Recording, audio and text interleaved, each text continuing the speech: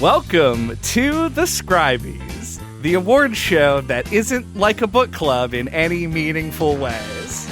I'm your host, Chad Ruthermond. I'm Best Supporting Actor, Andy Kinnick. I am in the audience heckling you, JJ Artemis. This, of course, is the first annual Scribies, but the, sixth or seventh annual award show that we've done on this podcast, that's a number that I should have looked up before starting. You also should have named it something that doesn't sound like a disease. Scribies really does sound like a terrible old disease. I've come down It with is a case only of the like Scribies. 2 letters from Scabies, yeah. Yeah. What is scabies? I don't know. I thought it was a disease that only dogs got, but I don't think that's true. Yeah, it's different than rabies. It is different than rabies. Well, we had other options, but they all sounded pretty bad, to be fair. Yep. And were also all references to other awards, like the Boxkers.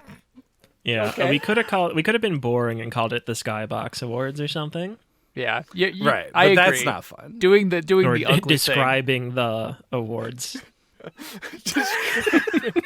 thing. Awards. This is But what hey, we're doing. if you have a better name, leave it in the comments. Yeah. We'll steal The your idea. the what's in the box awards. Ooh, what's in the box? This feels like that's more of like a film awards show, I think. Right. Great. Right. But if you haven't listened to any of the previous awards episodes, the way that this works is we have prepared a series of categories, which are, of course, very quirky because we're cool people. Hate you.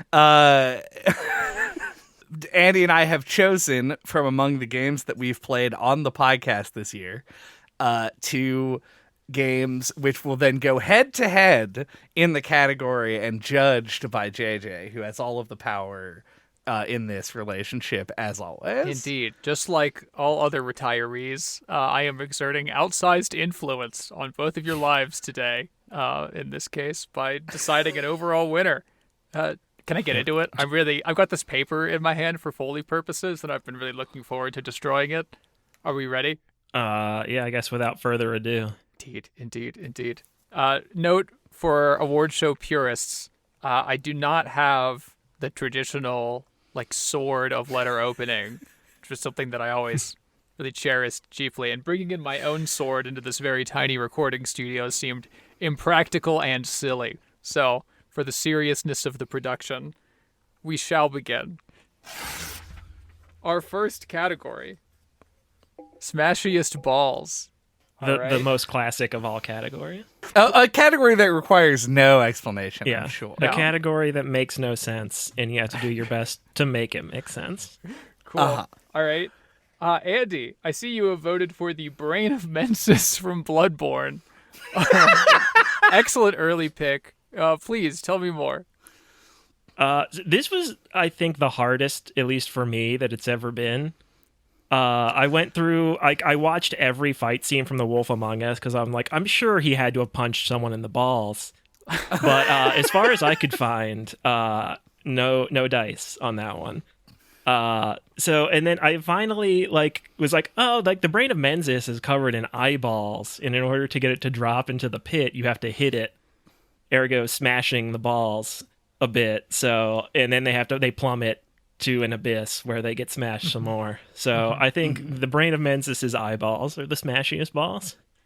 I would even go as far as to say the brain itself. Vaguely circular, definitely smashed from the drop. Right. There's a lot of... It's an amalgamation of smaller balls. Indeed. Nested balls. And this horrific ball-nesting creature is competing against Goro Mihashi from Shenmue. Correct, yeah. And if you don't know who Goro Mihashi is, I don't blame you because I also had to look up his name. But it's a character who shows up in very early in the game and persists throughout the entire 3-disc odyssey that is Shenmue. And at the beginning he's a total hard ass, where he like shows up and he's got like one friend and they try and fight you multiple times, and each time he gets his ass handed to him by our main character Rio. So handily is he defeated that by the third disc he is like on his hands and knees begging to help you get a job so that you can make the money that you need. Like he like puts a good word in for you with the foreman, and it's just like all traces of his former self are removed entirely, and so I think that just the sheer personality death that occurs to Goro is the smashiest of balls. Oh, I see. So the balls are like his masculinity being smashed by the protagonist of Shenmue. Yeah. And honestly, in a way that goes completely unappreciated by Ria. Like, I feel like he should feel something about this, but he never really feels doesn't. anything. Yeah. Wow. Excellent. Except excellent pain. case. I was skeptical of this pitch, but I mean, even over and above the excellent job that you have done describing the way this man's balls were smashed, because Shenmue is nominated for a category, and this is like a millennial gaming podcast, we just have to give the award to Shenmue. I think Shenmue is required to win, so I'm gonna give the first point to Chad. Maybe is this going to be my year? I hope. It could be. I hope it's your year. I've only won once, I think. Yeah, I think. Yeah. That 1 year. Yeah, we tied, and then you won the tiebreaker. Cool. All right. I'm realizing I need some kind of ledger or like large thing to record all these points because we don't have the note cards that are the traditional scoring mechanism. I'm just like putting an asterisk on a notepad document Do that. to indicate if I won. I believe in you. I don't know if that's... And if you cheat to make sure that your first year victory, like a second year victory comes to pass, then I will just have to bring hell down upon you. Yeah, fair enough. You have the opportunity to win fairly as well. So let's move on to the next category to see if you claim that momentum. Our next category, Friends of the Pod. This is our favorite fan brewery game, which is a great time to mention. This would be an amazing time for you to pop on over to the Discord server, drop down into the comment section, shoot us an email, get us a suggestion for fan brewery. It's coming up in just under 3 weeks, so be ready. Well, actually, almost exactly 3 weeks from the date of recording. So, let us know what you want to see us play. That's our advertisement for Fanbrewery. Over. Hooray, Fanbrewery. And we have, a duplicate selection, auto win, points for both, towards Castlevania 64. I am genuinely surprised that this was a unanimous vote here. I mean, I didn't really have much competition. I don't know. Well, I guess I don't know because because you have opinions that are your own. But I remember looking at the way that our Fanbrewery was broken down this year was essentially it was like 2 games that are considered pretty much unmitigated classics, and then 2 games that are considered pretty bad. Or very extremely bad, notable for being bad. And I immediately wrote off the 2 that were supposed to be classics. Because my personal experience with them was more complicated. And then I was like, well, I have to choose between the 2 that are supposed to be bad games. And one of them is like bad, actually, but fun because it's bad. And the other one is just like a pretty good game that has a bad reputation. Yeah, Castlevania 64 is surprisingly solid. Wow. Mm-hmm. Okay. Yeah, I thought that you were going to pick Wanted Dead for this. Well, it was a 50-50, honestly. Your contrarianism, at least for today, not applicable. All right, points all around. and we escalate to the Budgetary Constraints Award, which I really love conceptually.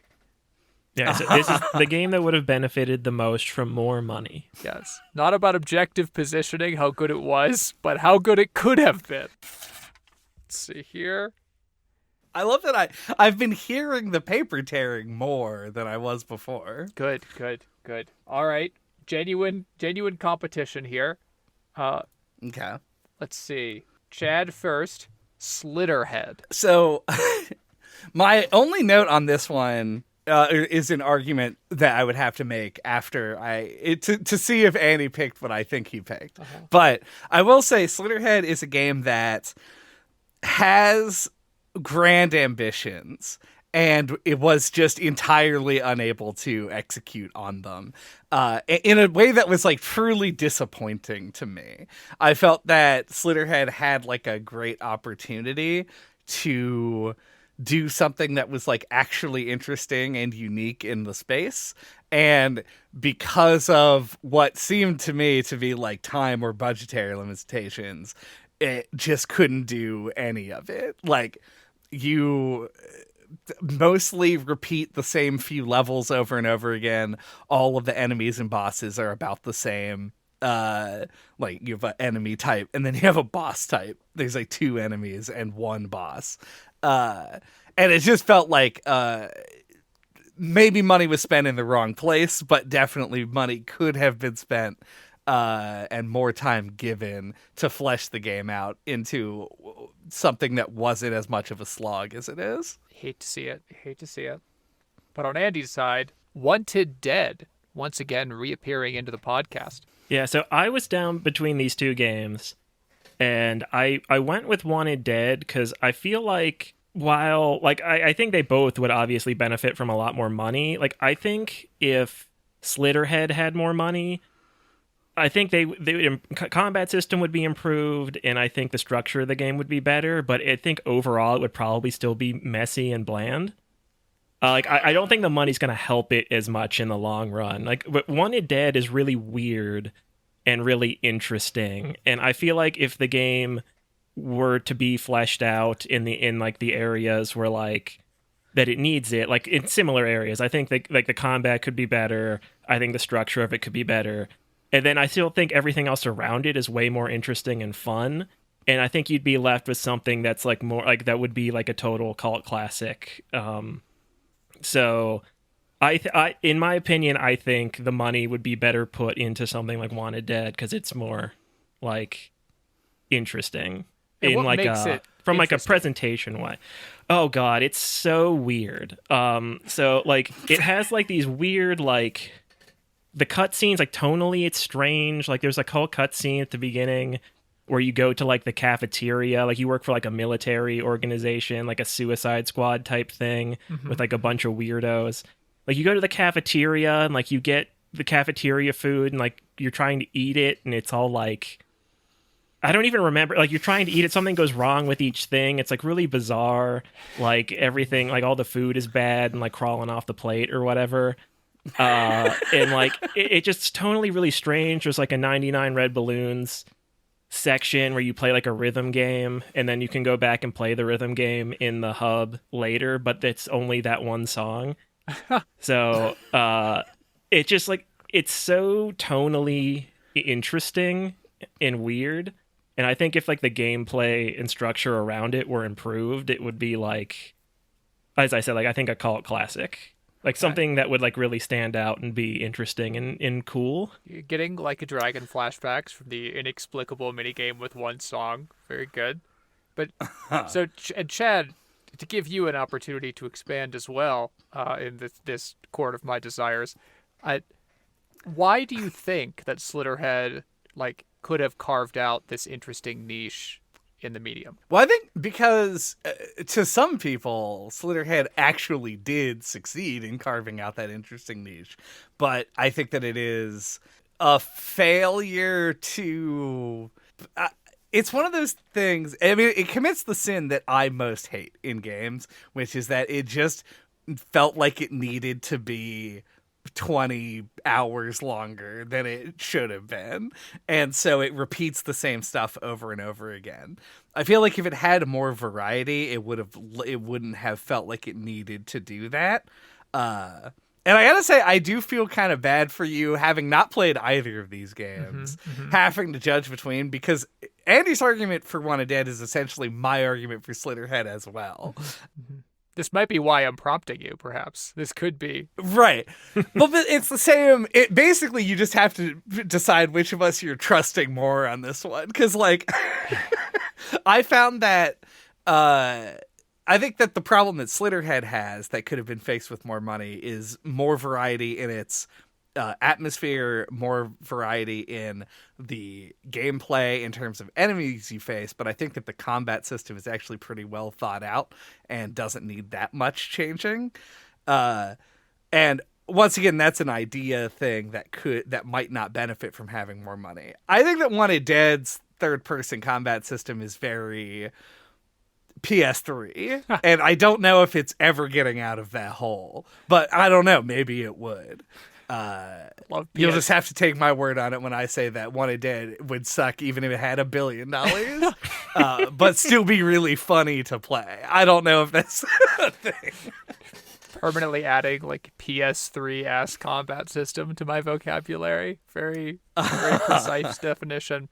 And since I am scrabbling for any sort of distinction in this kind of like blind dark hole that I'm wandering in, I'm going to give it to you, Chad, because that was a good description.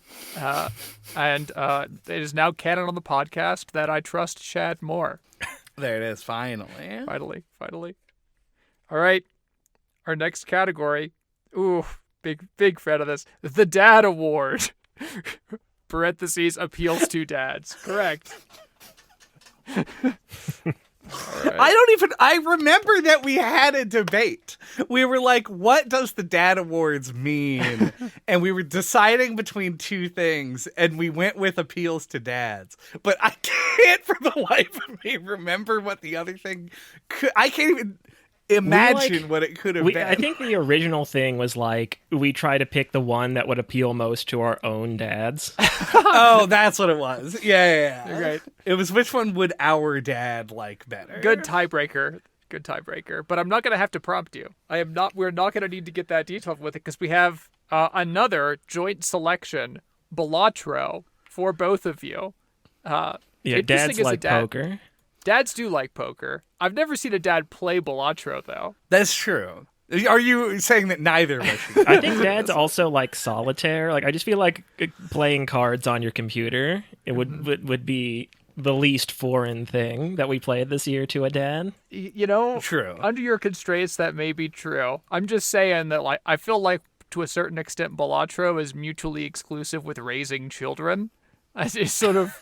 It eats a lot of the time you would normally spend on that. No. See, I thought of this because what I was thinking was, what does every man love? What do we all love to do in our free time? That's right. We get together with our friends, we light up some giant comical cigars, and we play poker in the basement with our buddies, you know? Yeah. Mm-hmm. But when you have a kid, you can't attend poker night with the buddies all the time because you have a responsibility to help raise a family. Hate it. Yeah, which you hate doing, but you gotta support. Mm-hmm. And Balatro lets you have a semblance of the poker night without, having to actually leave and abandon your child. Great. To fend for itself. I also feel like there's like a certain type of dad that likes to make up their own rules to stuff. True. Yeah, this is a subcategory of dad. Yeah, controlling the immediate environment. I am now imagining the poker night that has become so inbred that it is Balatro-like in its house rules and modifiers. Very excited about that.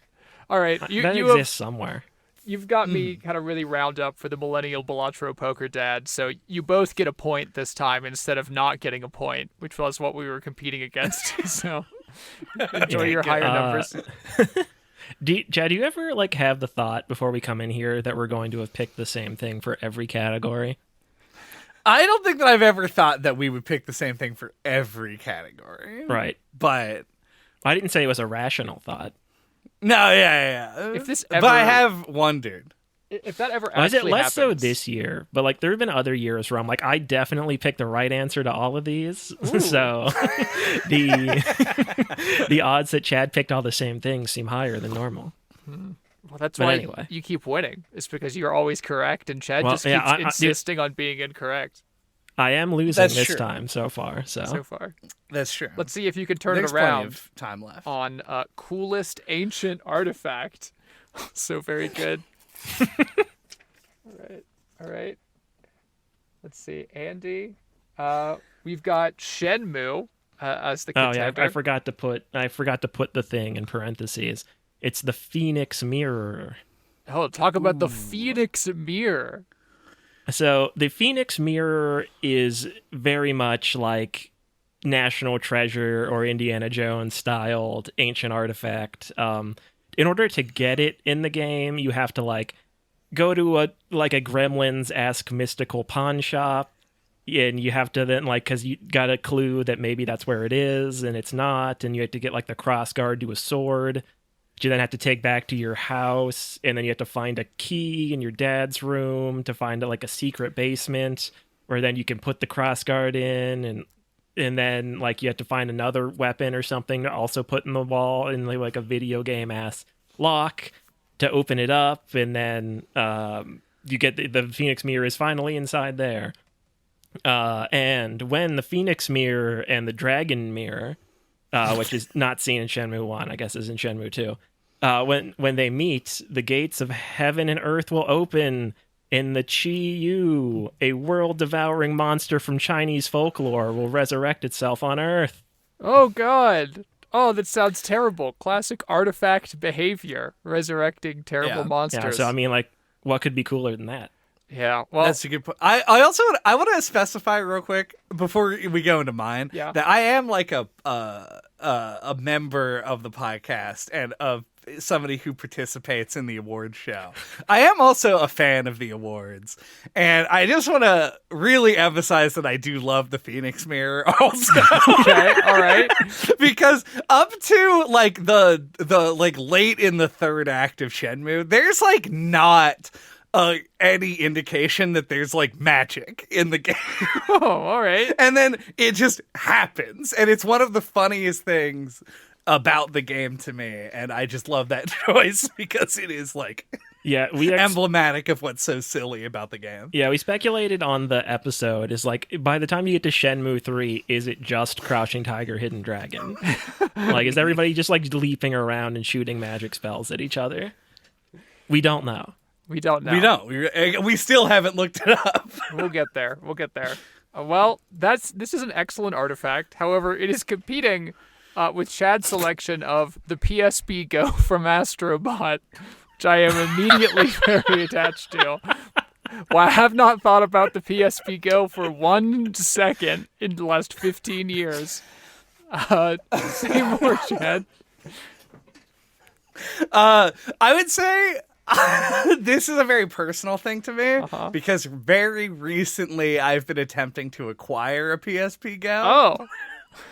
They're kind of expensive. Yeah. And they're not like so expensive that I couldn't afford purchasing one, but they are more expensive than I can justify spending on something that has almost no purpose in my life. Right. Which does make it kind of an artifact in the real world. I assume that Astrobot, the game, takes place in like the far future, and that the PSP Go that comes in during the final boss fight, well, the lead up to the final boss fight, and like shoots laser beams at enemies while you're fighting on top of a regular PlayStation Portable, is an artifact of some degree within the game. Yeah. But it is just like a cool console that everyone forgot about, and I'm glad that it showed up for like 2 seconds in a video game that came out in 2024. Have you tried going to a Gremlins pawn shop looking for a PSP Go? I get a magical version of a PSP Go. So, if you acquired a PSP Go, what would you personally do with it, Chad? What would become of it?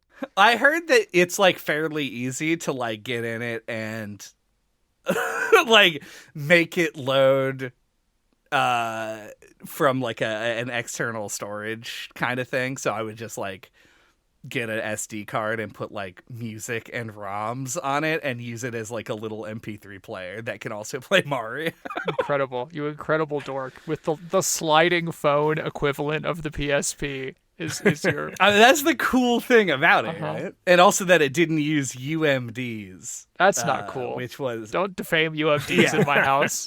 I'm sorry. Okay. That would I love UMD. The even better ancient artifact, the UMD. Indeed. As seen in Astrobot. Yep. Okay. And now, Chad, since you did not fumble it at the end there and didn't say I love UMDs out loud first between the two of you, I will give you the point for this one for the PSP Go. Come on. JJ, Artifact you donated winner. to my super pack. I did donate to your super pack. I did it for the tax write-off. It was like real good. It gave me a bunch of money and Also, stuff. I'm the only one that picked an actual ancient artifact. I mean, this is the whole debatability of the categories, right? I believe that the PSP Go is an artifact. Like, if I found one buried in the dirt, I would not be surprised, right? Like, where else is it supposed to be? In someone's home, in their hands, being used? No. Right. Yeah, but I mean, you don't have to engage in any treasure hunting to find one, though. Not necessarily, no. But it is a treasure waiting to be found. I did, in parentheses on this one, put, like, my one note for this category is I sympathize with JJ for having to judge this very stupid and subjective category. It's a good category. I love subjectivity because it gives me unilateral power. It's one of my favorite things. Speaking of, our next category, Best Soundtrack. All right, we do have a competition. Andy, talk to me about Everhood. Okay, so this one came in at the end and saved my ass on this one. Because I was looking over... This was like the hardest one to pick for me. And I might make some enemies here. But like, I feel like the games this year kind of just had like fine soundtracks. Like nothing really stood out to me. And then we played Everhood, which is a like rhythm game. It's kind of like reverse Beat Saber in the sense that like colored rectangles fly at you and you have to dodge them rather than hit them. Okay. So like you don't really have to go to a beat. You just kind of randomly like flail around and try not to get hit. But it's got a great like psychedelic electronic kind of soundtrack. And like it's also very like Earthbound Undertale inspired. So I think going into it, I kind of expected it to just like rip off the Undertale soundtrack, like the vibe of it. But it had its own thing going on, and it like I think that really surprised me. And the music is like really, really good, paired with like some cool trippy visuals. And I think it really like kind of like props up or carries the game as it should in like a music themed game. Good. And it is competing with Chad's selection of Hades too. So probably unsurprising. I'm a big Hades fan and spent a lot of time with Hades too, so the soundtrack had the longest time to kind of like drill itself into my brain over the like 200 plus hours that I played this stupid thing. I did have a bit of a debate. I was actually going to go with Uma Musume on this one. How dare you?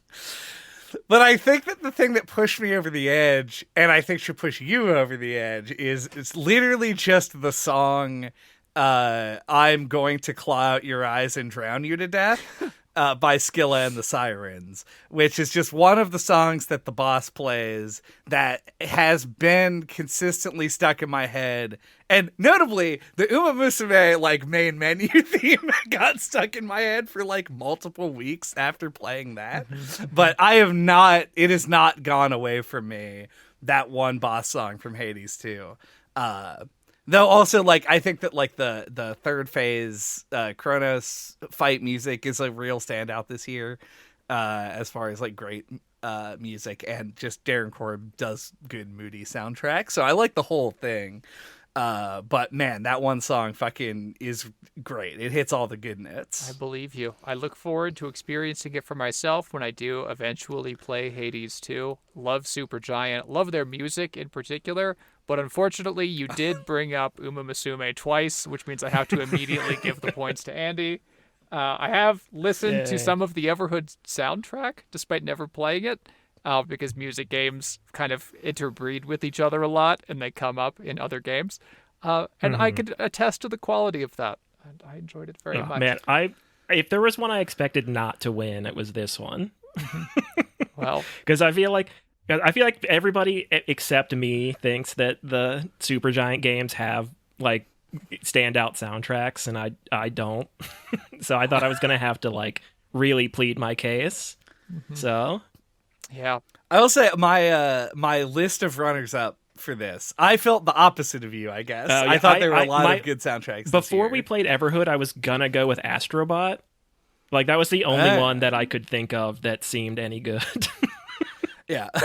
Everhood is on my list. Uma Musume, I already said, is on my list. Spiritfarer, I think, gets a shout out for being like a good, calm soundtrack. Yep. And then I also put Balatro, but it does only have one song. So it felt weird calling it a soundtrack. I agree. I would have just qualified you for that. And just remember, if you ever worried that you might lose a category, try and goad your competitor into bringing up Uma Musume. That would be All right. a great strategy.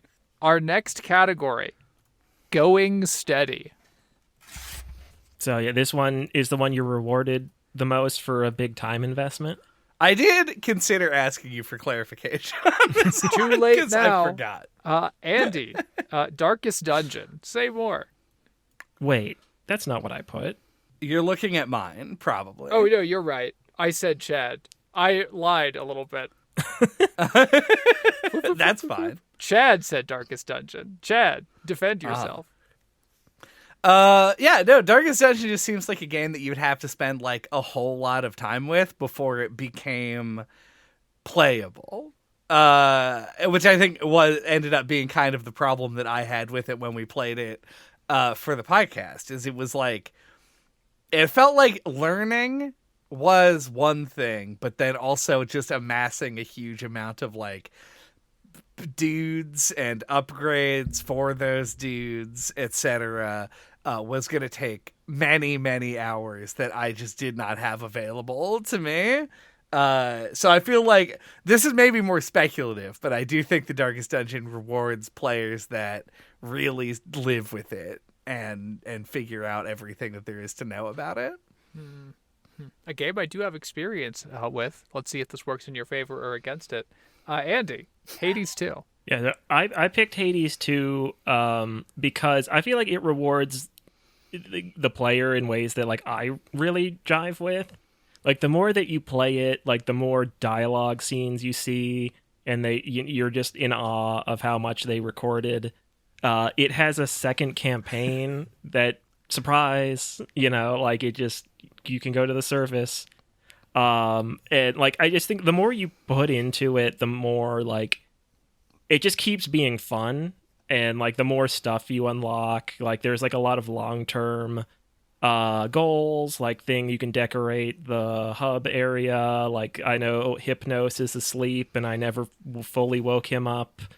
And like there's things like I put like 30 hours into it and I'm still unlocking things, and I'm still curious. Like there are still some question marks and things I don't know are in there. So yeah, I think it just keeps rewarding you with interesting, well-designed content, like for, over 100 hours. That, I believe is correct. You're going to get the point for that one, easily. And the main reason why you're going to get the point for that one, is because I have played Darkest Dungeon. I cannot recall where. Steam is like messing up somehow and saying I have 0 minutes of playtime, which means I must have played it somewhere other than Steam, but I have no idea where that could be. Probably like on your phone, or like, I don't know, Origin. Do you remember Origin? Maybe that was what was going on. I have a vague recollection of Origin. Yes, yeah. Origin. That just makes me think of Xenoblade 3. But yeah, It's like the name of like the villain's lair or something. Yep. I played the hell out of Hades 1, and I played Darkest Dungeon, and I am like, my memory. I'm like 80% sure that I beat Darkest Dungeon 1 in like a week. I got like real into it during that week. I was having some dreams about it, to be sure. But I beat that game like fast, and I did not beat Hades fast, despite equivalent levels of investment. So Andy gets the point for going steady on Hades too. I do feel like this year at least, the Going Steady Award really could have just been called the roguelite with the most content award. Yeah. Also, you could make it like Going Steady is in like Hades 2 has the most hot characters, so you definitely want to go steady with it. Also true. That's also true. Because it's so sexy. And nothing is sexy about Darkest Dungeon at all. That there are like weird miniature people who hate human life. They definitely beat that game with the desexing stick. Yeah, they sure did. For sure. It left leaving it bloody and terrible. All right, another classic category, very dear to my heart. You have forced me to memorize this completely nightmarish series of letters and characters. Least likely to be compared to Dark Souls. Let's see. AKA the LL2B-C2DS Awards. Indeed. Chad's selection. To the Moon. So To the Moon? I also picked that. Yes, you did. Yes, you did. You both picked it. Damn it. No, we can't have... I changed my answer to what? To... I already wrote down the points. What do you mean you can't write down the points? You got to just determine whether or not I don't let you have points. This is how it works on multi-category situations. Okay. Yeah. I don't ever remember it being that way in previous years. Oh, it wasn't. Okay. But, I have all the power as part of the fun. So, To the Moon. Let's see if it's a valid answer. How is it un-Dark Soulsy? It's a like throwback pixel art kind of. It's made in RPG Maker, I believe, or at least it looks like an RPG Maker game. And it is it's entirely narrative driven.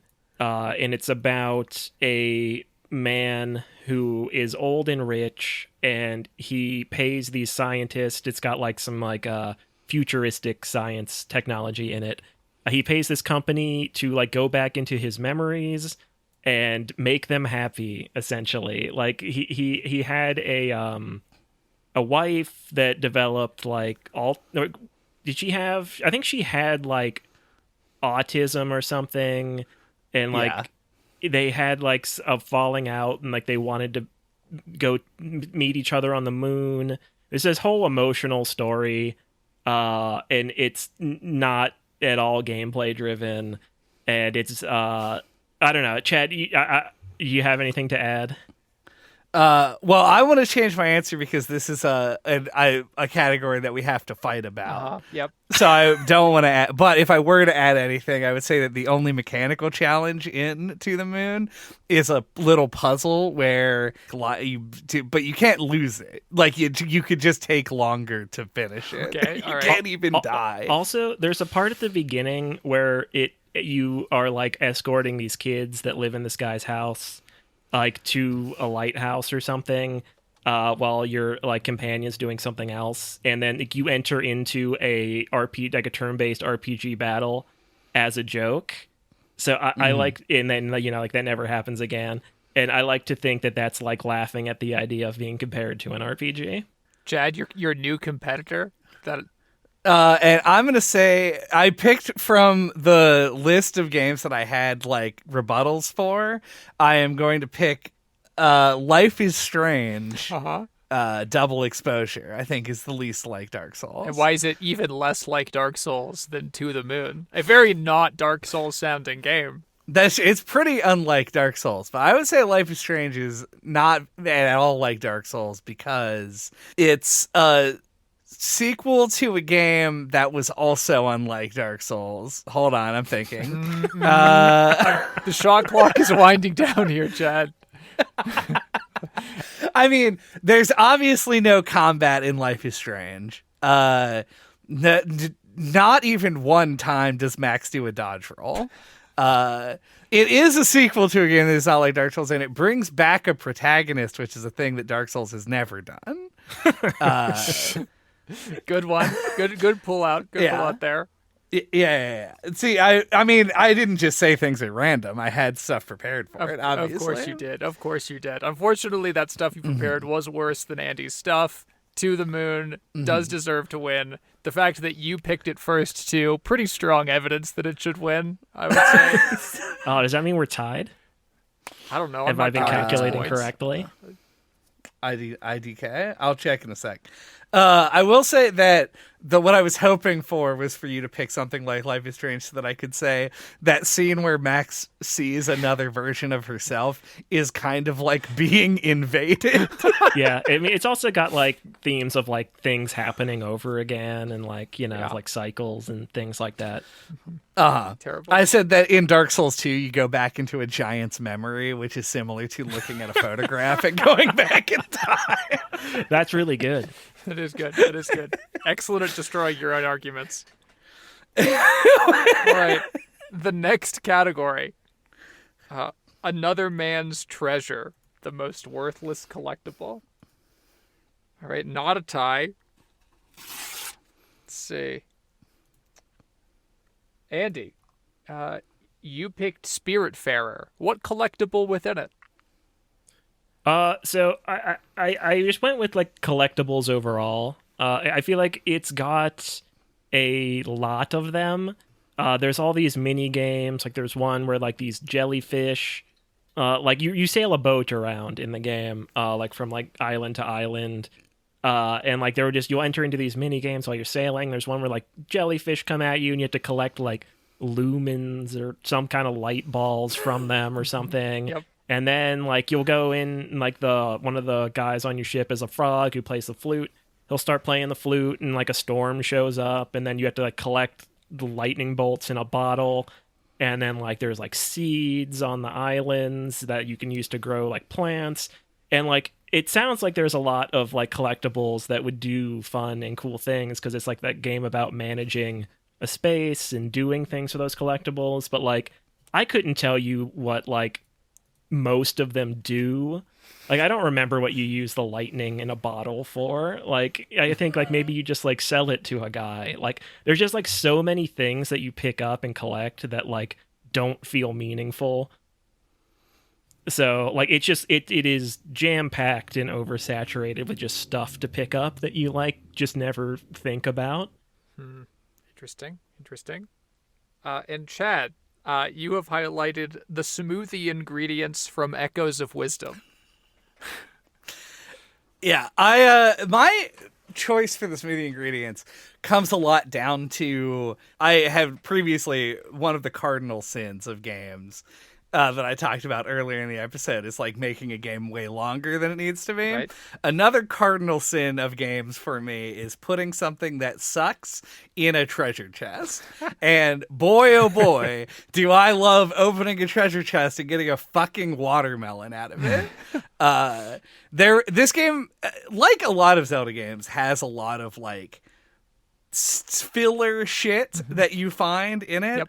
But I found the smoothie ingredients to be particularly worthless because even if you engaged with the smoothies, which I would argue the game is not really difficult enough to warrant you engaging with them, there really are only like 2 ingredients that you care about at all, and I'm not going to remember what they are right now. Okay. But it's like things that you would mix to make like the one that heals you a lot or whatever. Like I don't think that most of the smoothie ingredients, of which there are like dozens, I would say serve functionally no purpose, and you'll like see a chest up on a rise somewhere and be like, oh, well, I'll make a big stack of echoes to get up to it, and then you get to it, and then you're rewarded with absolute garbage wasting your time. Excellent. I rest my case. Indeed. It rested. Yeah, but I will Yes, I will Andy? say though that like at least that's like a system that you know what it is and what it does. Like when you open the chest and you get the smoothie ingredients, you're like, yeah, smoothie ingredients that I know what to do with if I wanted to. But like I feel like Spiritfarer is so 50-50 where there's stuff that you will use, but then there's so much stuff you pick up that you have no idea what it's for and you'll never think about or touch. I think that I kind of waffled on this because I was also thinking about Minecraft in this regard, where I think that a lot of the things in Spiritfarer are like quote unquote crafting ingredients in the sense that like you could go like use them at the shop or whatever to make upgrades to your boat. I think that specificity would have helped here, because there are some items in Spiritfarer that, like, after the first, like, 3 hours of the game, you will never need again. And they're just sort of ambiently existing, being worthless. But I don't know. I think that the specificity of the smoothie ingredients is actually what makes them more worthless to me, as opposed to the sort of just amassing trash that happens in a management game. I don't know. Amassing trash seems more useless. So useless you don't even want to give a name to it. It is even in the title of the category. I want to make sure we're distinguishing here something very important. So, Spiritfarer, right? Emotional, narrative-heavy experience.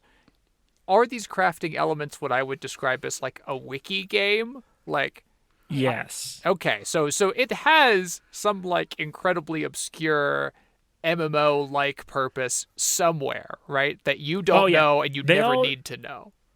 They all do stuff, but like as Chad said, like there's so much of them that like I'd say over half, like, you're not going to do anything with after a couple of hours.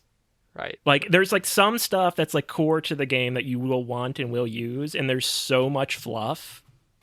And, yeah, like, to me, like, that's the sin, like, the biggest sin of, like, crafting games, is putting in, like, so much stuff that, like, you just don't care about. Like, when you pick it up, you just don't know what it is or what it does, and, like, your inventory's full of crap that you just have to you might as well not even be there, because you just tune it all out. Okay, all right, this is very close. We're very close here. So like in Spiritfarer, when you're acquiring the crap, is this like the chest and Echoes of Wisdom, something that the game is like being like, oh, come over here, you could get anything, and then you end up getting a lightning bolt that doesn't matter? Or can you like ignore all of this and just like talk to the frog guy if you want to? Some stuff you could ignore because it's stuff like on an island, but this annoyed the crap out of me, because like I was like sailing somewhere, did the lightning catch mini game. Like, you're sailing, like the boat stops, or or like essentially, I think it animation wise is still moving, but like you cannot just ignore it. Like, you have to go talk to the frog playing the flute and play the mini game every time it presents itself. And one of those mini games will be triggered every time you sail somewhere. I will say this is a experiential category, so I don't want this to necessarily discount what you just said, but there is an option to ignore them when you set the course with the boat. You can choose to go there fast or something, and it'll gray out all of the areas that would normally stop you for a minigame. I did not know that. Because like it's a thing that you don't use very often. Yeah, I literally because I was consciously was like, I'm just gonna ignore that this time. I just caught lightning bolts, and I was I waited like a good probably 10 minutes waiting for it to pass, and it just never did. rough time. All right, and my last clarification on this most crucial of category points. So, when we're talking about the lightning bolts or the smoothie ingredients, do they go into an inventory that is also mixed with things you do care about? Like, do you ever have to open the inventory and go like, oh no, lightning bolt, fucking orange rock, yellow flower, there it is, there's the sword I need? Or are they sort of sequestered in either case? I think in both cases they're sequestered to their own tab. Okay. Yeah, I wish that it was more of this is more of a slam dunk, but like in Echoes of Wisdom, you will open the inventory sometimes. In Spiritfarer, you functionally never have to look at the inventory. Like, you'll walk up and talk to somebody, or like go to a crafting table, and it'll be like, put these things in, and you just hit like yes. Like, you don't have to go look for it. You can, but you don't normally have to. So it's kind of like, this is sort of a non-issue, I think, in both. All right. Because it is like the smoothie ingredients are separate from everything else. And got it. There are other UI inconveniences I would love to complain about in Echoes of Wisdom, but that's not cogent right now. Rough. Well, I will say that I think Chad has this one very narrowly. But part of it is definitely that a smoothie ingredient, as described, like in the fiction, much less exciting than having a bottle of lightning, even though both are objectively useless. I definitely would feel worse to forcibly encounter the smoothie ingredient, and the knowledge that there was a like secret way somewhere in the game where you can skip the lightning segments, even if it's like squirreled away. Like I said, very close. These are both very annoying, pointless things. What if I said that the smoothie system is kind of like the cooking system in Breath of the Wild, where you can like make interesting weird ones by combining stuff? Ooh,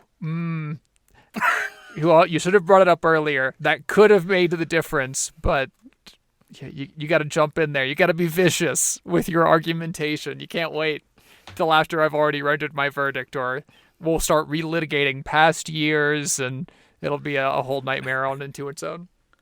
Our next category, the Emotional Tank Award. God, I forgot that's what it was called. You've honed these categories down to just the sharpest of edges. What an excellent award. What a great time. All right. Ooh, this one I suspect but do not know that it's actually shared by both of you.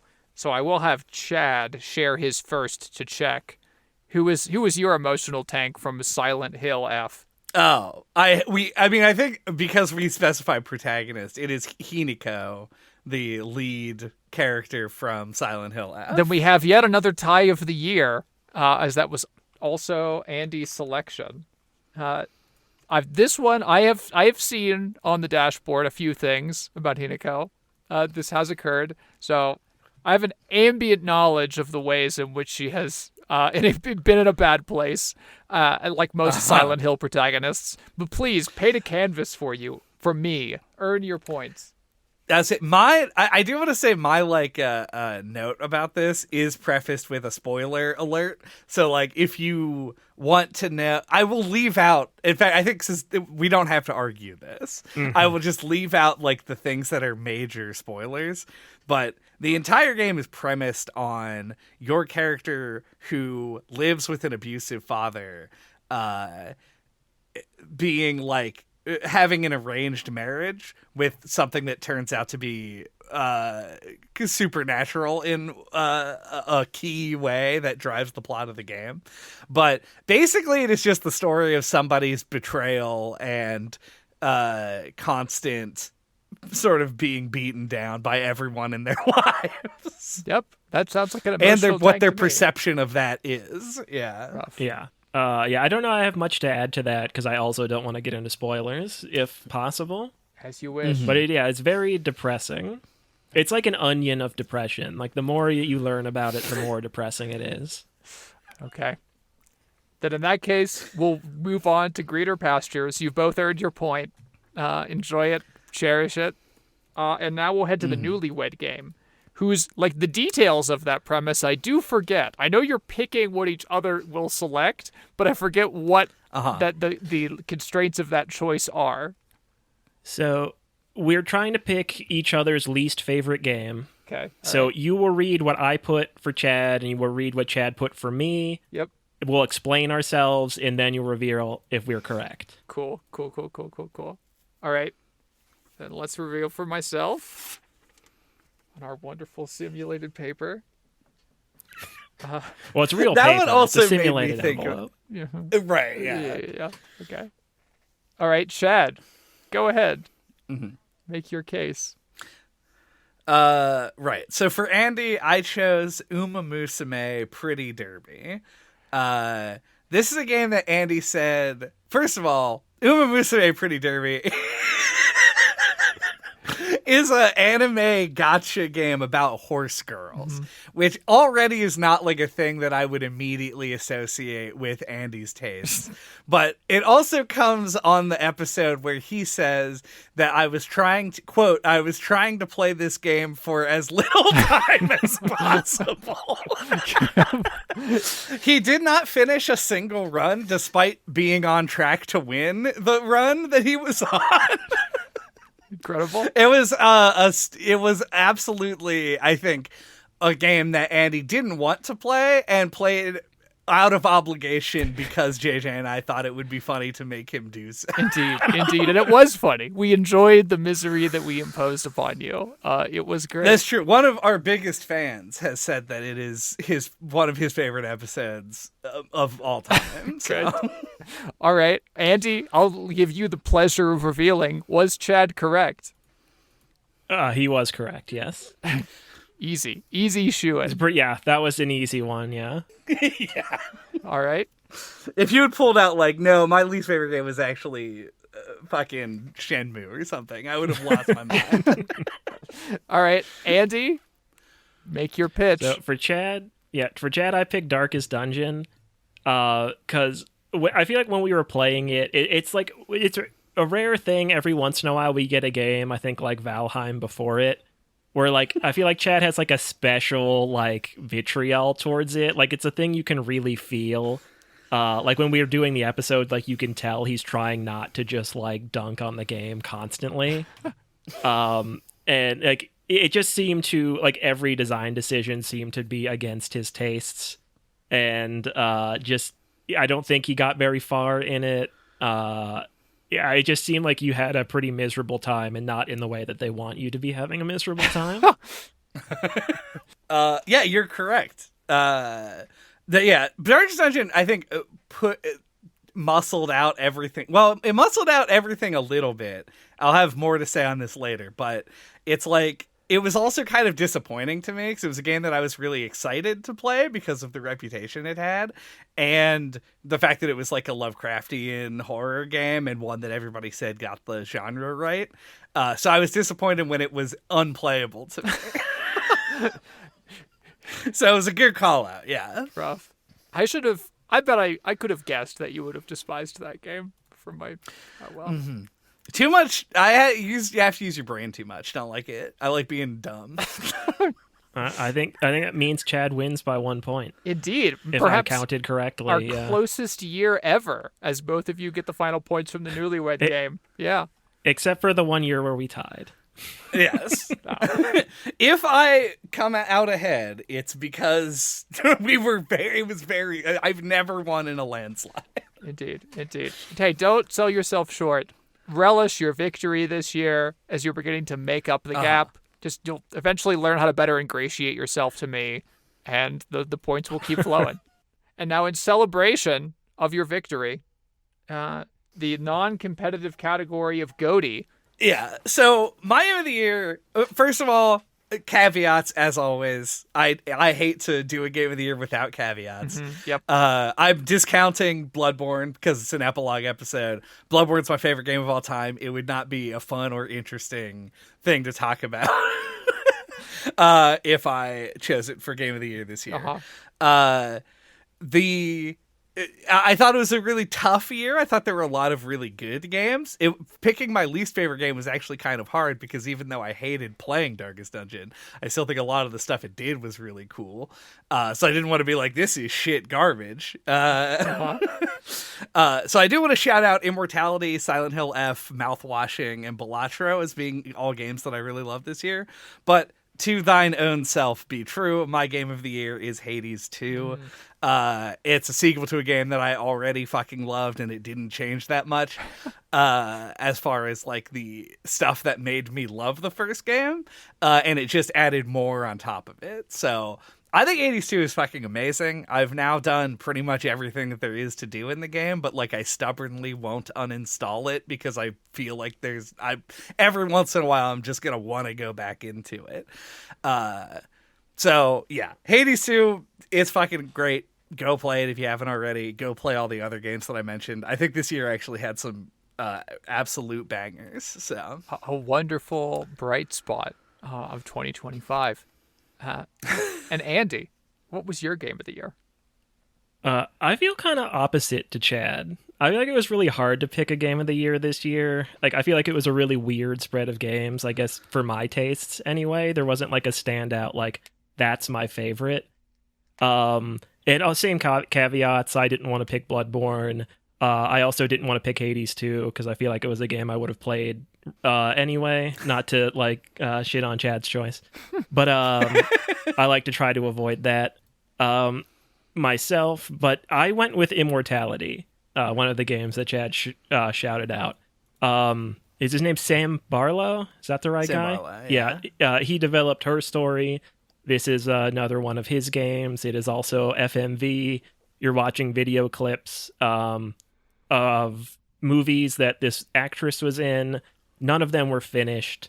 You're going through all these clips. Half the clips are like a rehearsal footage. Some of it's finished footage, and you're trying to discover the secrets and solve a mystery around what happened or what's going on with this actress.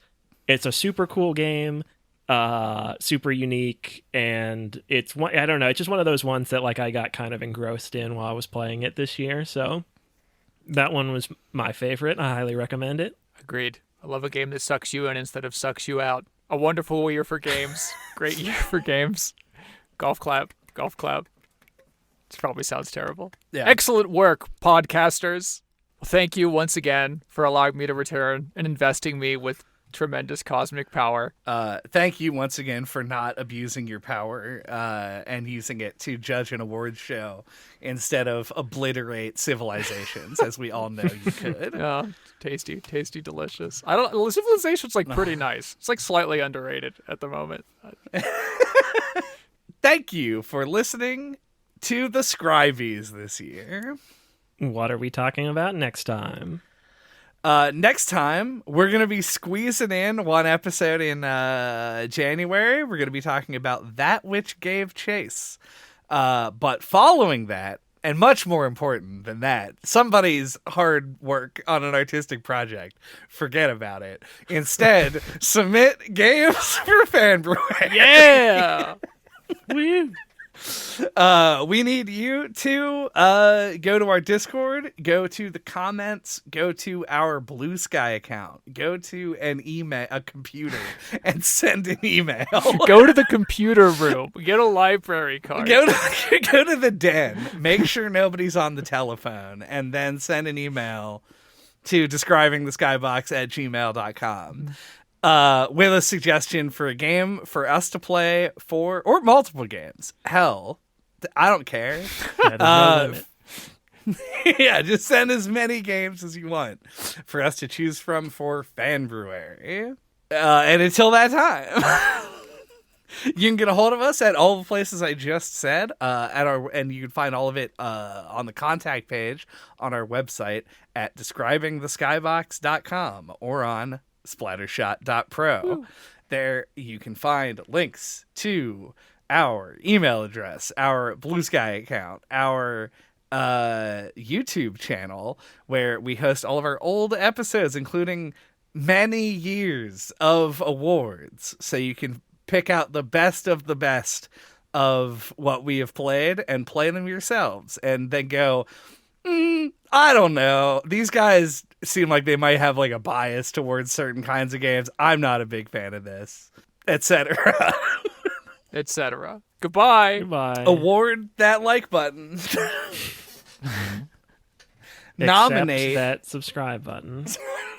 and nominate that bell. Why does that feel gross to say? Submit your Nominate own that bell. votes in the comment section.